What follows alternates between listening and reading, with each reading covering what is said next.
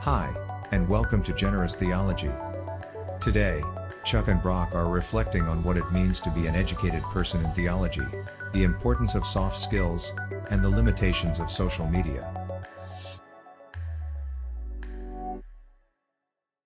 Let me just ask you to respond to that. How regimented would you advise somebody's reading program to be? And how would you devise a curriculum for them and a method to successfully get through that? Yeah, some of it has to be individualized to what you're able to do. Some people can read more or less than others, have different amounts of time that they have that they can spend on it. And so, yeah, there does have to be some level of individualization. But what I would say is that some things that have been important for me have been being maybe a little overzealous about scheduling. Like, I'm going to set aside this much time on this day, or I'm going to make sure that I'm going to read this many books in a year, or this many of this type of books per year. But then giving yourself a little bit of forgiveness if you don't quite get it. So what that does then is it puts me in expectation for myself, but also doesn't make me feel so bad about it if I don't make it that I just give up. But I definitely need some level of advanced planning, because if I just choose from day to day, what book am I going to read next? Yeah, like I said, I'd probably just keep reading series of mystery novels or science fiction novels because they're easy to get through quickly and fun at 11 o'clock at night when I'm tired, but I'm not quite ready to fall asleep yet. That's easy reading. And I do that kind of reading late. So that's part of it. I think, as I mentioned, whether it's exactly that setup of a third theology, a third, or schematic type stuff, a third more biblical theology, scriptural kind of stuff, and a third other, that works for me, but there may be other sort of breakdowns. But again, purposely probably trying to go a little bit outside of your comfort area and read things that might be a little bit more, something you wouldn't necessarily have thought of. And again, talking about you and I and some of the reading that we've done. When we had completed Reformed Ethics, we went and did this 19th century philosophy stuff, which at first I was like, oh boy, this is way beyond my capabilities. And yet I have found such profit from it. And so much of what I learned from reading that with you has had an impact on my thinking and my reading in other areas. So stretching oneself a little bit. And then we talked a little bit about the iron sharpens iron. I think there's two other pieces that I would encourage people to do in creating a reading schedule or a self-curriculum for doing some reading in theology. One is, don't necessarily only read stuff that you think you're going to agree with. Now, you can spend too much time on stuff that's just crazy. You don't want to do that. But I think it is worth reading people from outside our own narrow traditions, and also understanding that there is much we can gain. When we read together the creative theologians of the early 20th century, there were people in there. Karl Barth, I guess he does come from a Reformed background, but certainly I knew going in that Karl Barth wasn't somebody that I was going to suddenly recognize, but yet it was really valuable to read about him and get a sense of where he's going, and then think about what more might I read from him. There were some others like that as well. I've also done that in some areas, Catholic and Orthodox theologians to some extent, and people from other traditions. I think that it is a benefit, and we can learn from people with whom we may have some differences, and so there's some benefit to that. And then the last thing I would say is, in my experience, I have found, since you mentioned wishing that you had gone to seminary, I found that people who have actually gone to seminary, pastors for the most part, really actually enjoy talking through this. But oftentimes, first of all, they don't necessarily get that opportunity because most of their congregants are dealing with different kinds of issues and really even just struggling with day-to-day decision-making, problems in their families and things like that, that it is refreshing to pastors to be able to have an opportunity to talk to people about the stuff that they studied in seminary for 3, 4, 5 years, and to do it in a way where they feel like they are really discussing and really that it's a safe place to work through some things. Because again, I think there is a sense that sometimes people expect their pastors to have every answer and know everything. And so when a pastor says something along the lines of, I'm not so sure about this, I've been struggling through this idea, your typical congregant is shocked by that and oh boy, our pastor's going squishy or what. But to have people with whom the pastor can discuss, throw ideas up that may not end up sticking, but to do so in a way that is respectful and maybe even at times kept somewhat private so that they can feel like they can throw some ideas that they might end up disagreeing with out there just to talk through them. I found pastors love having that. The reason they went to seminary, and yeah, a lot of them are good at some of the other things that come with being a pastor, the visiting and those kinds of things, but they went to seminary because they wanted to study theology and they wanted to study the Bible. And beyond their sermon writing, they don't always have that opportunity. And even in their sermon writing and even in teaching, it's more about teaching. It's more about taking the knowledge that they've gained and presenting it. And they don't always get that opportunity that they had in seminary to really walk through things and discuss them and chew on them with others. So those are some things that I would say in addition that are worth doing as you're setting yourself up to get into a program of reading and studying.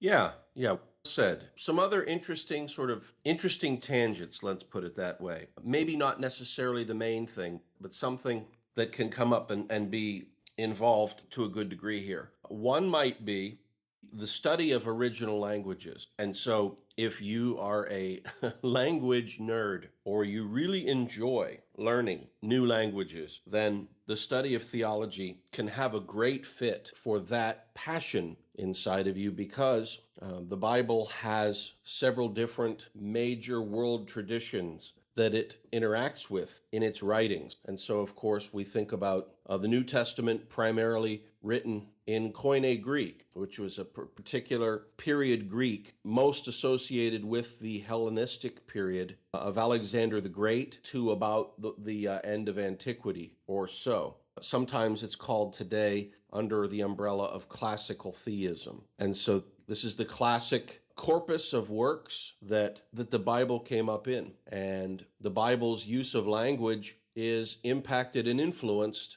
by that world. Now, don't get me wrong, I'm not contextualizing away the authority of the scriptures, but I'm just saying if you want to have a deeper understanding, then that additional context and historical information will really help you. And you'll actually want that historical context at some point because students who tend to lack historical context oftentimes become unbalanced in their theology. And so Chuck, you touched on it before. Everybody loves to do what they love to do and maybe not get out of their comfort zone that much. And if you're that way and you don't use the historical emphasis and themes of theology in your studies, then you face the danger of being significantly imbalanced and perhaps taken out of orthodoxy. It can go that far. Now, not necessarily going as far as out of orthodoxy. I'll give you some examples where I see this come up. I will interact with people on social media forums about theological topics.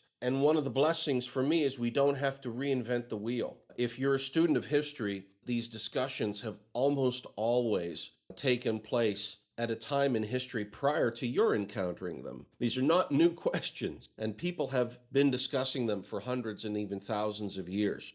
And sometimes people who are maybe even a little bit smarter than you or me. And what'll happen is you'll know somebody is imbalanced because you'll mention a very important and seminal theologian and their take on a topic. And the imbalanced person will say, oh, that's stupid. What does Augustine know? Athanasius, oh, please, what an idiot. When you encounter people who are just so able to dismiss some of the giants in the faith who came before us. Now, this is to not put those giants on too high a pedestal, but somebody who finds it easy to do that almost always has significant doctrinal issues and almost always flirts with leaving orthodoxy. And that's one of the chief and principal dangers. Never forget, Joseph Stalin was a seminary student at some point in his life, and then very early in that training, he left it and he went on to do horrible things. Of course, if you disagree with church fathers, I'm not saying you're Joseph Stalin, but I do want to say this. The people who I really think lead people astray the most can be people who have maybe had a privileged position with respect to the church. And so here I think about ex-seminary students or seminary students who weren't quite able to finish. I also want to throw out pastors' children, PKs, pastors' kids. There's just something about being a little bit close to the kitchen that can be troublesome for people. And so I know a lot of pastors' kids. First of all, I know a lot of pastors' kids who were absolutely solid in the fundamentals of the faith. So this is not an overarching generalization. But on the outliers, amongst those who have gone off the deep end and outside of orthodoxy, it seems that there is a penchant for pastors' kids, the sons or daughters of famous theologians, somebody who is a somebody, and you're in their orbit. It can be very easy for you to lose your bearings. One of my dearest friends, who unfortunately we're not talking now, but is a Protestant liberal, and their father was a liberal pastor. And the answer to almost all of my challenges when I would bring up, what about this issue and what about that issue? They would say, Daddy always used to say that none of that stuff really matters. And that was just the end of it.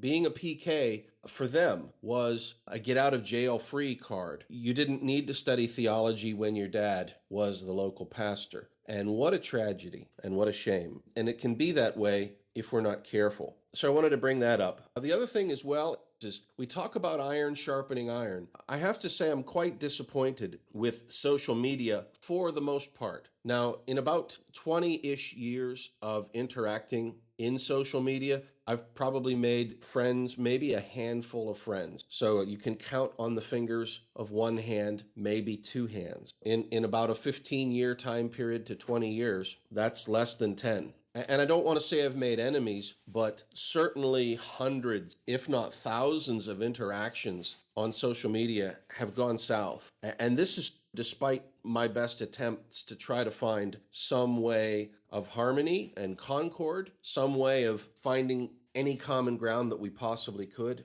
And the signal to noise ratio can be quite high. So for folks who think I'm going to join the local church group on Facebook and learn my theology there, I'm not trying to denigrate that, because I thought that was going to be an important part of things for me, because I came up in a situation without that. So I was a remote student and I had to learn remotely. I didn't have a local band of brothers who I could go to and who could keep me in check with things. So I really had to do things the hard way. And I leaned on social media in those early years, to great disappointment. So in my particular instance, it was not edifying. And even to this day, I participate because there's so much that does happen on social media. I don't want to paint it completely negative, but I want to say, if you're going to try to learn theology, social media is probably not going to work out for you. And I'm willing to be corrected there. I think this is only speaking generally, and it may just be in my neck of the woods or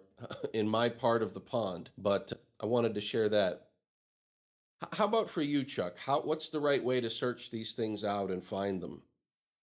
Yeah, I agree with you that social media is just not ideal. There may be uses, but I think expecting deep dialogue when you're limited to 160 characters, or on Facebook it can go a little longer, but it just isn't. It just isn't designed for that. There are some things that can be done. One of my book groups, we're studying Abraham Kuyper, his book called Our Program, and we created a Facebook group to recruit people into it, and then the discussions occur on Facebook Live or Facebook Rooms or whatever they're called.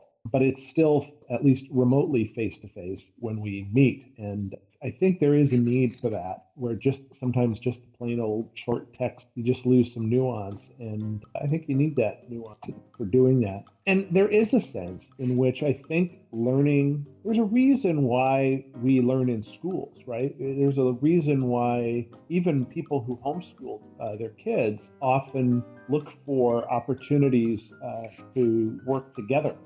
And so homeschool associations build up and people do things together and study things together and discuss together, because I think we were created to interact. and to really learn from each other and with each other. And looking for those kinds of opportunities where you're going to get to do face-to-face. And I get that that may include some remote kind of things. I know actually just this Sunday I wasn't able to be there because I was away for work, but my church had a pastor, a preacher this week who is a seminarian who is doing remote seminary because of his work, and he's just started attending seminary and I think finishing up some work. He was a lawyer, so he already went through law school, and now he's going to go to seminary too. So he probably does need to work a little bit just to have a little bit of money because that's expensive.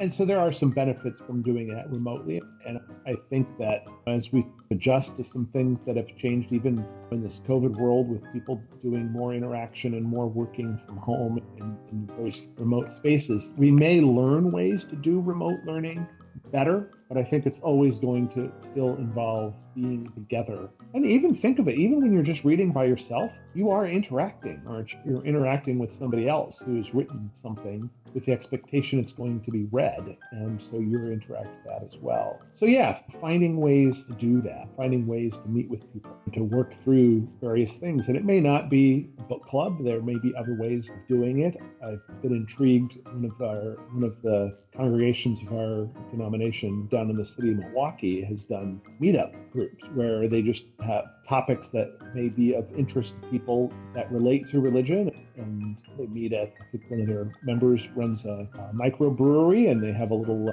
tavern next to the microbrewery, and so they have these meetups talking things that people may be talking about in the general world, and they try to introduce the language of faith to those discussions. So even things like that I think are really helpful in looking for those kinds of